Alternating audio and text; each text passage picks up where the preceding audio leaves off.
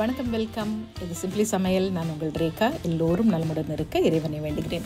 குக்கரை திறந்தாலே கம கமன் வாசனையோட இந்த கடலை குழம்பு, கொண்டக்கடலை குழம்பு. நான் வெள்ளை கொண்டக்கடலை, அப்படி இல்லைன்னா கருப்பு கடலை, நீங்கள் எந்த கடலையில் வேணாலும் செய்யலாம். அவ்வளோ டேஸ்ட்டாக இருக்கும். சும்மா மட்டன் குழம்பெல்லாம் தூக்குற அளவுக்கு வாசனையும் ஃப்ளேவரும் அவ்வளோ டேஸ்ட் நல்லாயிருக்கும். ட்ரை பண்ணி பார்த்துட்டு நீங்களும் சொல்லுவீங்க. இது இட்லி தோசைக்கும் நல்லாயிருக்கும், சப்பாத்தி பூரிக்கும் நல்லாயிருக்கும், ஆப்பம் இடியாப்பம் கூடவும் நல்லாயிருக்கும், சாதத்து கூடயும் சூப்பராக இருக்கும். நீங்கள் எது கூட சாப்பிட்டாலும் செம்ம டேஸ்ட்டாக இருக்கும். நான் இன்றைக்கி இடியாப்பமுக்கு இது சைட் டிஷ்ஷாக பண்ணியிருக்கேன். ரொம்ப ஈஸியாகவும் டேஸ்டியாகவும் செஞ்சிடலாம். நம்ம சேனலில் புதுசாக பார்க்குறவங்க சேனல் பிடிச்சிருந்ததுன்னா மறக்காமல் சப்ஸ்கிரைப் பண்ணிக்கோங்க. பெல் ஐக்கான் கிளிக் பண்ண மறந்துடாதீங்க. ஆல் பட்டனும் ப்ரெஸ் பண்ணுங்கள். அப்போ தான் நான் போடுற வீடியோஸோட நோட்டிஃபிகேஷன் உடனே வரும். நீங்களும் மிஸ் பண்ணாமல் பார்க்கலாம். வாங்க கிச்சன் போகலாம். எந்த கடலையாக இருந்தாலும் நைட்டே ஊற வச்சுடுங்க. 8 மணி நேரம் நல்லா ஊறினா தான் நல்லா பஞ்சு மாதிரி சாஃப்டாக கடலை வேகும். கருப்பு கடலையோ வெள்ளைக்கடலையோ எதுவாக இருந்தாலும் கரெக்டாக கடலை மூழ்கிற அளவுக்கு தண்ணி வைங்க. ஒரு அரை டீஸ்பூன் உப்பும் சேர்த்து ஒரு 3லேருந்து 4 விசில், 4லேருந்து 5 விசில் கூட விடலாம். நல்லா வேக வச்சு எடுத்துக்குங்க. அந்த தண்ணியை கீழே ஊற்றக்கூடாது. அந்த தண்ணியும் சேர்த்து தான் நம்ம குழம்பு செய்ய போகிறோம். ஏன்னா அந்த தண்ணியில் தான் உங்களுக்கு எல்லா சத்துக்களும் இருக்கும். அதனால் தண்ணி எடுத்துடாதீங்க. ஸோ ரொம்ப தண்ணி வைக்க வேண்டாம். அளவாக தண்ணி வச்சு வேக வச்சு எடுத்து வச்சிடலாம். இப்போ அதே ப்ரெஷர் குக்கரை வச்சுக்கலாம். 3 டேபிள் ஸ்பூன் எண்ணெய் ஊற்றிருக்கேன். நான் தாளிப்புக்கு எதுவுமே போடலை. ஏன்னா நான் யூஸ் பண்ண போகிறது நம்மளுடைய செந்தூர் காரைக்குடி குழம்பு மிளகாய் தூள். அது போடும்போது தாளிப்பு ஐட்டமே போட தேவையே இல்லை. எல்லாமே நான் அதிலேயே ஆட் பண்ணியிருக்கேன்.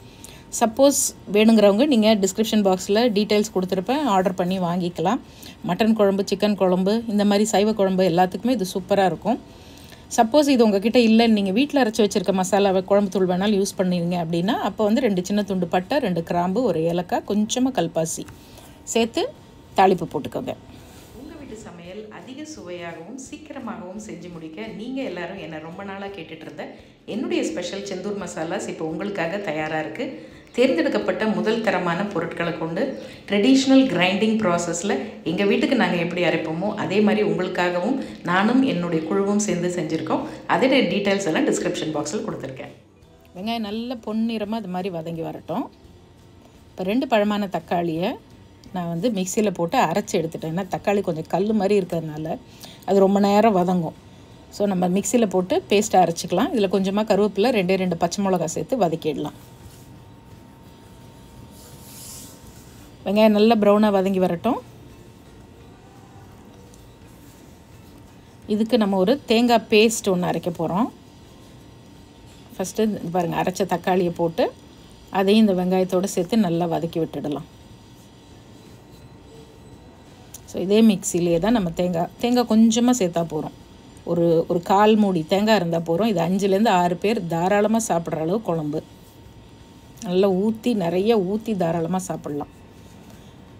இப்போ 1 டேபிள் ஸ்பூன் இஞ்சி பூண்டு விழுதும் சேர்த்து இந்த தக்காளி, இஞ்சி பூண்டு விழுது இதெல்லாம் பச்சை வாசனை போகிற அளவு 1 நிமிஷம் நல்லா வதக்கிடுவோம்.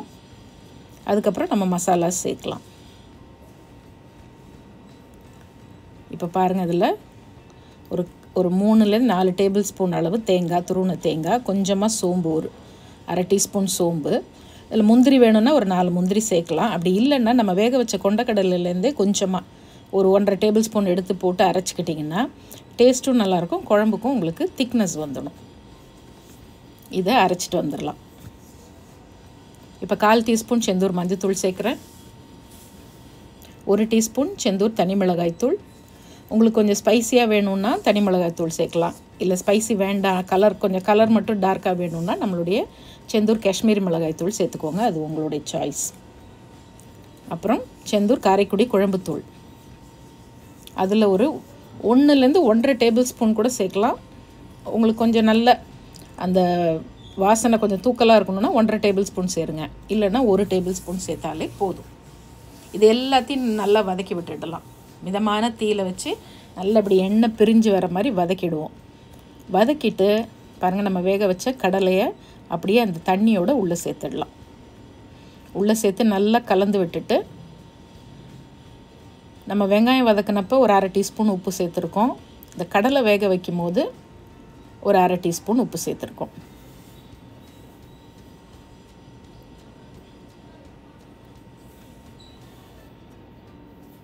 அதனால் உப்பு காரம் எல்லாம் கரெக்டாக இருக்கான்னு இப்போ ஒரு தடவை செக் பண்ணிக்கிங்க.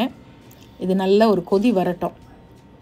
ஸோ நல்லா கொதிக்க ஆரம்பித்ததுக்கப்புறமா நம்ம அரைச்சி வச்சு தேங்காய் விழுதை உள்ளே சேர்த்துடலாம்.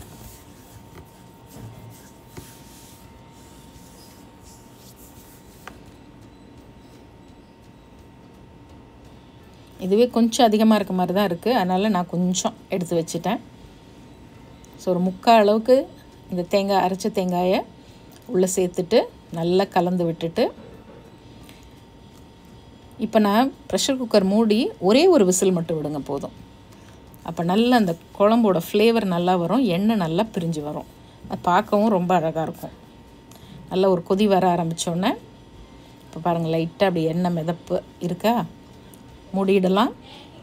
மீடியம் ஃப்ளேமில் ஒரு விசில் போகிறோம். ஏன்னா ஏற்கனவே கடலை நல்லா வெந்துருச்சு. அதனால் ஒரு விசில் போதும். இல்லை கடலையை தனியாக வேக வைக்கல அப்படின்னா நீங்கள் இப்போ கடலையை அப்படியே உள்ளே போட்டு ஒரு 4-5 விசில் கூட விடலாம். அது உங்கள் விருப்பம். நான் முதலே வேக வச்சு எடுத்துட்டேன். ஸோ ஒரே ஒரு விசில் விட்டு ஆஃப் பண்ணியாச்சு. அந்த ஸ்டீமெல்லாம் கொஞ்சம் அடங்கினோடனே ஓப்பன் பண்ணி ஒரே ஒரு நிமிஷம் அப்படியே சிம்மில் விடுங்க. சிம்மில் கொதிக்கட்டும் கொஞ்சம் நேரம். சும்மா தக்கன்னு மின்னுது பாருங்கள் குழம்பு. அவ்வளோதான். கமகமன் வாசனையாக இருக்கும், நல்ல டேஸ்ட்டாக இருக்கும். ட்ரை பண்ணி பாருங்கள். டேஸ்ட்டாகவும் இருக்கும், நல்ல சத்தும் கூட. தாராளமாக பொடியாக நறுக்கின கொத்தமல்லியும் தூவி கலந்து விட்டு ஒரே ஒரு நிமிஷம் ஒரு கொதி நல்லா விட்டு ஆஃப் பண்ணிட்டிங்கன்னா சூப்பரான டேஸ்டான கடலை குழம்பு ரெடி. இதே மாதிரி செஞ்சு பார்த்துட்டு நீங்கள் இட்லி கூட சாப்பிட்டீங்களா, எது கூட சாப்பிட்டீங்க அப்படின்னு எனக்கு மறக்காமல் கமெண்ட்ஸில் சொல்லுங்கள். நான் இன்றைக்கி இடியாப்பம் கூட இந்த குழம்பு செம்ம டேஸ்ட்டாக இருந்துச்சு, ரொம்ப நல்லா இருக்குன்னு எல்லாருமே சொன்னாங்க. நீங்களும் ட்ரை பண்ணுங்கள். ட்ரை பண்ணி பார்த்துட்டு சொல்லுங்கள். நம்ம சேனலை ஃபேஸ்புக்லேயும் இன்ஸ்டாகிராம் பேஜ்லேயும் ஃபாலோ பண்ண மறந்துடாதீங்க. இன்னொரு ஃபென்டாஸ்டிக் ரெசிபியோட மறுபடியும் பார்ப்போம். இது சிம்பிளி சமையல். நான் உங்கள் ரேகா. தேங்க்ஸ் ஃபார் வாட்சிங். Take care. பபாய்.